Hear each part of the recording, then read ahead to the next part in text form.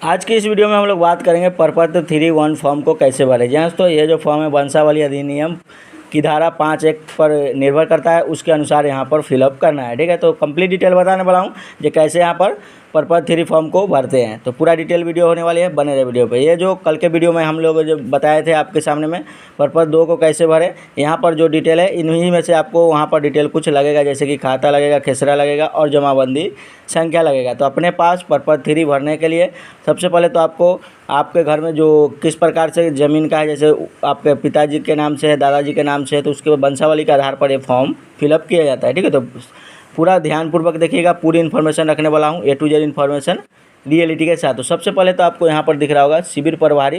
ठीक है, सेवा में शिविर प्रभारी। उसके बाद अंचल का नाम डाल लेना है, जो आपका अंचल का नाम है, ठीक है, वो डाल लेना है। जैसे कि थाना का नाम क्या है वो डाल लीजिएगा, और ज़िला क्या है ये डाल लीजिएगा। ठीक है, तो मैं डाल लेता हूँ यहाँ पर अंचल में डाल लेता हूँ यहाँ पर रामपुर, ज़िला में डाल लेता हूँ मैं वैशाली। ठीक है, तो कुछ इस प्रकार से आपको डाल लेना है। ठीक है, अगर आपका जो थाना है अंचल है वो आपको यहाँ पर डाल लेना है। उसके बाद यहाँ पर दिख रहा होगा विषय स्वयं की वंशावली समर्पित करने के संबंध में, जैसा कि दिख रहा होगा महाशय उपरोक्त विषय के संबंध में सूचित करते हुए कहना है कि मैं या हम लोग, मैं या हम लोग। अगर एक लोग इस फॉर्म को भरिएगा, एक लोगों के नाम से सर्वे कराना है, तो सिर्फ यहाँ पर मैं रहेगा, हम लोग कट जाएगा। अगर आपको मान लेते हैं, चलिए हम एग्जाम्पल में एक दे देते हैं आपके सामने में, चलिए हम यहाँ पर ले लेते हैं। अगर आपके पिताजी के नाम से, चलिए यहाँ पर मैं डाल लेता हूँ सीताराम सिंह। ठीक है, ये आपका दादाजी का नाम हो गया या फिर पिताजी का नाम हो गया। ठीक है, इसके नीचे अगर आप 3 भाई हो, ठीक है, 3 भाई हो, तो यहाँ पर हम डाल लेते हैं एक। ठीक है, यहाँ पर हम डाल लेते हैं राम, यहाँ पर श्याम, और यहाँ पर हम डाल लेते हैं घनश्याम। ठीक है, कुछ इस प्रकार से अगर आपका वंश है, तो अगर आप तीनों एक साथ एक ही नाम पर सर्वे करा रहे हो तो यहाँ पर हम लोग वाला रहेगा। अगर तीनों अलग अलग कर रहे हो तो तीनों का अलग अलग फॉर्म लगेगा। ये आपको क्लियर हो गया होगा। ठीक है, तो मैं यहाँ पर जो बना रहा हूँ तीनों का एक साथ वाला, ठीक है, तो तीनों का एक साथ वाला बना रहा हूँ। तो यहाँ पर मैं आपको दिखा देता हूँ, यहाँ पर मैं कट जाएगा, यहाँ पर हम लोग रहेगा। ठीक है, यहाँ पर हम लोग रहेगा। ठीक है, हम लोग में सबसे पहले जिनका बड़ा हो जो आपका, तो यहाँ पर राम है बड़ा। ठीक है, और इनका पिताजी का तो मालूम है सेम नाम है, तो यहाँ पर हम सीताराम सिंह डाल लेते हैं, सीताराम सिंह। ठीक है, यहाँ पर हम सीताराम सिंह डाल लेते हैं। क्लियर, आपको समझ में आ गया होगा। उसके बाद उनसे छोटा जो है उनका नाम डाल लेते हैं, यहाँ पर हम श्याम डाल लेते हैं। ठीक है, पिताजी का नाम तो वही है तो फिर वही डाल लेते हैं सीताराम सिंह। ठीक है, जैसा कि दिख रहा होगा। उसके बाद फिर जो तीसरे बच्चे हैं उनका नाम डाल लेते हैं घनश्याम। ठीक है, उसके बाद इनके पिताजी का भी वही नाम है, तो यहाँ पर हम डाल लेते हैं सीताराम सिंह, जैसा कि यहाँ पर आपको क्लियर दिख रहा होगा। तो तीनों का यहाँ पर एक साथ, अगर दोस्तों यहाँ पर अलग अलग कर रहे हो तो एक ही आदमी का नाम डालना है और तीनों का अलग अलग फॉर्म लगने वाला है। अगर एक आदमी का अलग अलग कर रहे हो तो यहाँ पर मैं नहीं काटिएगा, हम लोग काटिएगा। ठीक है, क्लियर। यहाँ पर मैं साथ में कर रहा हूँ, तीनों का एक साथ सर्वे में नाम आएगा, तीनों का एक साथ खतियान बनेगा, तो मैं यहाँ पर हम लोग वाला रखा हूँ। अगर अलग अलग करे तो यहाँ पर हम लोग कटेगा, मैं रहेगा। ठीक है, क्लियर, आपको समझ में आएगा। उसके बाद यहाँ पर उनके जो नाम है, ठीक है, पिता का, वो आप डाल सकते हो। ठीक है, तो जो है यहाँ पर नाम डाल के कहाँ के निवासी हो, तो जहाँ पर आपका आधार के अनुसार जो एड्रेस है आपको यहाँ पर डाल लेना है। तो यहाँ पर हम डाल लेते हैं रामपुर। ठीक है, यहाँ पर मैं रामपुर ग्राम डाल लेता हूँ। ठीक है, तो जो जिस प्रकार से आपका एड्रेस है उस प्रकार से आपको भर लेना है। थाना डाल लेता हूँ यहाँ पर। ठीक है, उसके बाद अंचल भी वही रहा है तो यहाँ पर मैं फिर डाल लेता हूँ। ठीक है, ज़िला हो गया यहाँ पर वैशाली में डाल लेता हूँ।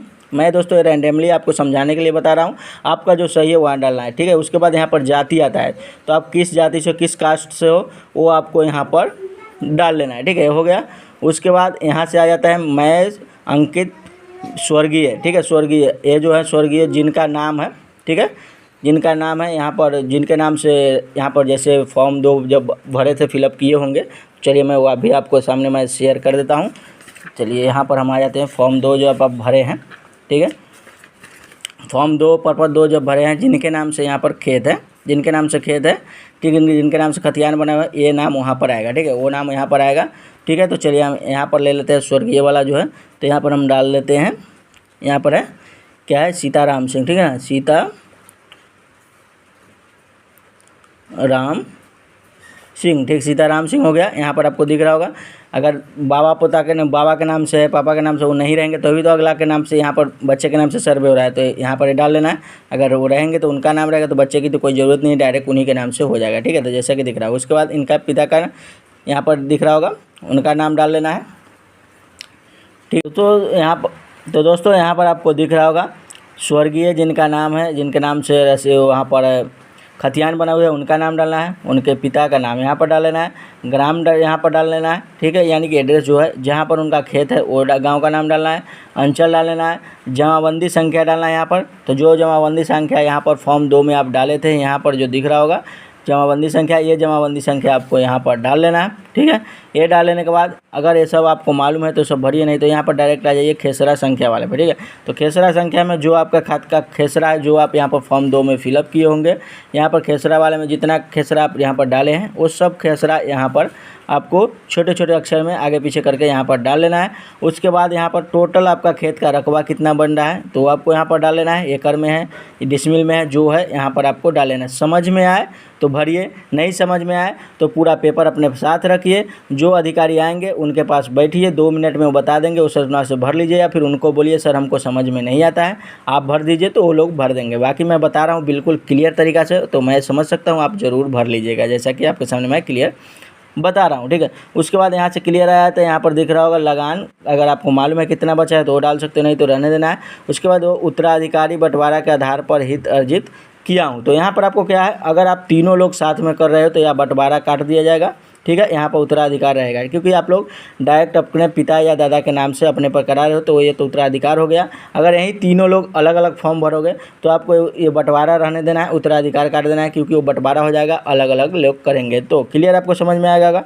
नीचे दिख रहा होगा मैं या हम लोग निम्न वंशावली विकसित उत्तराधिकार के आधार पर अर्जित किया हूँ, ठीक है। तो यहाँ पर भी मैं काट के हम लोग रहेगा, ठीक है। अगर यही अलग अलग करेंगे तो यहाँ पर हम लोग कट जाएगा, मैं रहेगा, ठीक है। ये आपको ध्यान में आना चाहिए, ठीक है। क्लियर हो गया यहाँ। उसके बाद नीचे यहाँ पर दिख रहा होगा क्लियर वे में लिखा हुआ है मैं या हम लोग भूमि पर शांतिपूर्ण दखल कब्जा है या तथा भूमि स्वतः एवं विवाद मुक्त है, माने आपके खेत पर कोई भी विवाद नहीं है, आपका शांतिपूर्ण उस पर कब्जा है, ये आप एग्री कर रहे हो, ठीक है। उसके बाद यहाँ पर आपको साइन कर लेना है, और यहाँ पर नीचे जो आपका वंशावली है, चलिए मैं यहाँ पर दिखा देता हूँ।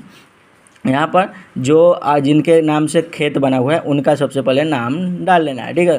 तो यहाँ पर मैं राम डाल लेता हूँ, ठीक है, सीता राम सिंह, कुछ इस प्रकार से आपको नाम डाल लेना है, ठीक है। उसके बाद यहाँ पर कुछ इस तरह से टिक लगा लेना है।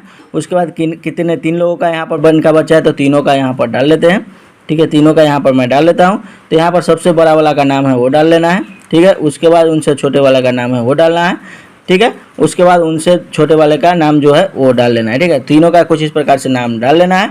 उसके बाद यहाँ पर आपको अपना साइन कर लेना है, जो इनमें से बड़े हैं वो यहाँ पर साइन कर लेंगे। उसके बाद जो ये फॉर्म देखेंगे चेक करेंगे वो यहाँ पर साइन करेंगे, ठीक है। क्लियर हो गया, कुछ इस प्रकार से कर लेना है।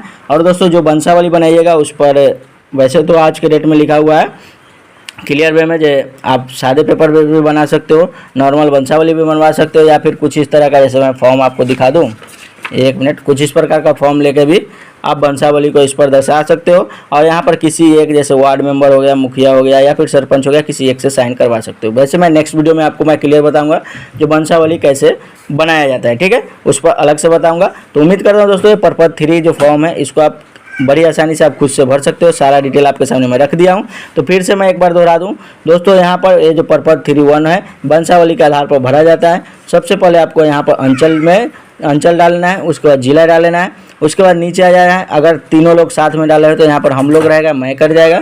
उसके बाद जितने लोग का यहाँ पर नाम डालना है, जिनके नाम से आपको सर्वे कराना है, ठीक है, यहाँ पर उनका नहीं डालना, जिनके नाम से आपको सर्वे कराना है उनका नाम डालना है, ठीक है। तो जैसा कि मैं बताया नीचे यहाँ पर 3 भाई थे, तो ये नीचे वाला तीनों भाई का नाम यहाँ पर एक साथ है तो एक साथ है, एक आदमी का करना है तो एक आदमी का रहेगा। तीनों का नाम डालने के बाद उसके बाद यहाँ पर पूरा उनका जो एड्रेस है वो फिल कर लेना है। उसके बाद कौन से जाति हो, कास्ट हो, वो आपको यहाँ पर डाल लेना है। उसके बाद यहाँ पर दिख रहा होगा मैं अंकित स्वर्गीय, ठीक है। तो यहाँ पर जो इनके नाम से खेत खतियान बना हुआ है, जिनके नाम से हटा के आपके नाम पर करवाना है उनका नाम डालना है। तो वो आपका बाबा हो सकते हैं, पिता हो सकते हैं, जो है उनका नाम डाल लेना है, उनके पिताजी का नाम डालना है, ठीक है। उसके बाद ग्राम डाल लेना है, खेत किस जगह पे है उस गांव का नाम डालना है, ठीक है। उसके बाद अंचल डाल लेना है। उसके बाद यहाँ पर आपको जमाबंदी संख्या दिख रहा होगा, जमाबंदी संख्या में आपको जो फॉर्म 2 भरे थे उसमें आपको दिख जाएगा, खतियान में दिख जाएगा, वो डाल लेना है।